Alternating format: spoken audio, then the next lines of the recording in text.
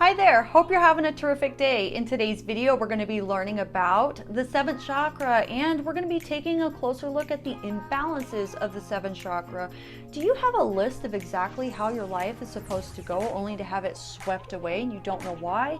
Or are you constantly sacrificing things within your own life to meet the needs of others?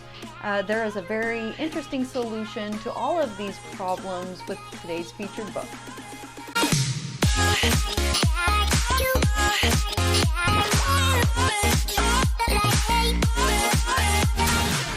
Hi there, and welcome to the Booksters Club, where we find daily inspiration from the books you love. Today's featured book is Chakras for Beginners by David Pond, and today's inspirational thought comes to us on page 104. It says, "Another imbalance here is what I call the shopping list mentality. New Age teachings speak of creating a mock-up of how you want your life to be. If you want a relationship or a new job, you are advised to write down a list of your specific requests and meditate on this as if it were true. This undoubtedly works, as those who have experienced it will testify. Still, it is the ego that is making the list, and when the ego gets involved in upper chakras, balance cannot be achieved. It is the ego saying that it knows more about its needs than God does. Instead of absolutely surrendering to the flow of your life, you are busy attempting to direct it. This denies much of the magic that can happen when you totally surrender to the divine plan." The seventh chakra is your connection with divine source, with creative source, with the abundant source, with God, with the universe, whatever you want to call it. But it's our ability, all of our ability, to connect with something greater than ourself.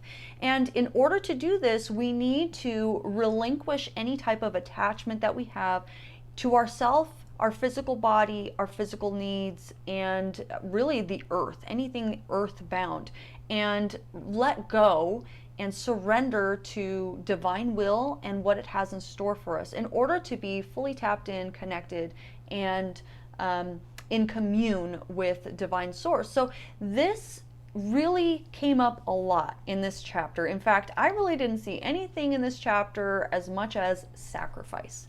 Sacrifice it doesn't work for any of us. Chew on that for a second, right? Sacrifice isn't good for any of us. But if you are struggling with the seventh chakra, or if you originated in the seventh chakra, or if you are stuck in the seventh chakra, sacrifice really does not work in this chakra, because when you are sacrificing something, the word itself means that you're denying something for yourself for something else or for someone else. And that doesn't work. It should all be able to be encompassed and achieved. And so, in fact, David Pond said that it doesn't work. Sacrifice does not work with the chakra. And if sacrifice is involved, the chakra being denied ultimately pulls your attention to the very source you are attempting to renounce. When we take something and we sacrifice it, we are not going to be able to have a pure connection with source, because our attention is going to be constantly drawn to something that we are lacking and that we're denying ourselves.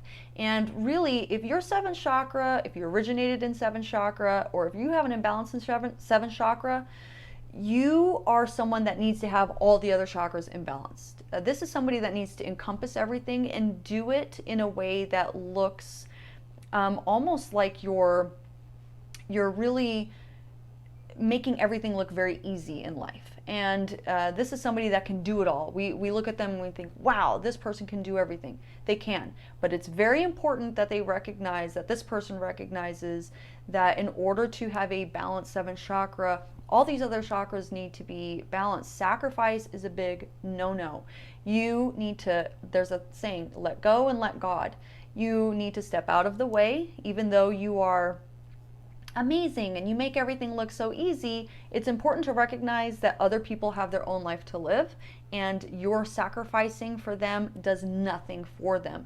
And so you need to step out of the way and let God come in for them the way it does for you and it does for all of us. Let source come in for them and do whatever it was that you felt that you needed to do, whatever sacrifice you felt that you needed to take in order to fix that problem or that person. You need to surrender. Surrender was a huge word and a huge topic when it comes to the 7th chakra. So I have some mantra words for you so that you can either meditate on these words individually and think and feel what it would be like. What do those words mean to you, so that you can pull them into your present moment and you can actually start to realign and rebalance that chakra and really start to focus on what that looks like and feels like. And you can kind of recalibrate that. Or you can take each of these words, rearrange them however you want, create a sentence, create a mantra that you can tell yourself every single day, and that's going to rewire the mind so that when you go out into the world, you have a new way of interacting with scenario, situations, and people, and you will actually start to have new and different experiences, and your chakra will be balanced, and it will just start to fortify itself. The experiences on the outside fortify what's going on the inside, and vice versa. Also, I have a challenge for you. So today, the challenge is to pay attention to, just like I was talking about, pay attention to when you are giving something up for yourself, something you really wanted to do today, something I wanted to do and I wanted to get done, but you denied it because of someone else or because of something else. Pay attention to that. Not only am I asking you for just today not to do that, but watch how something else comes in.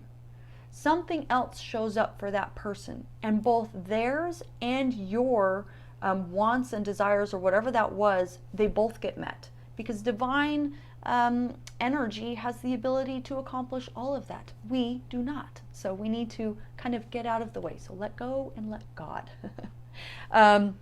Let's see, the mantra words that I have for you for today are enlightenment, illumination, surrender, and even the phrase let go and let God. Use those words, meditate on those words.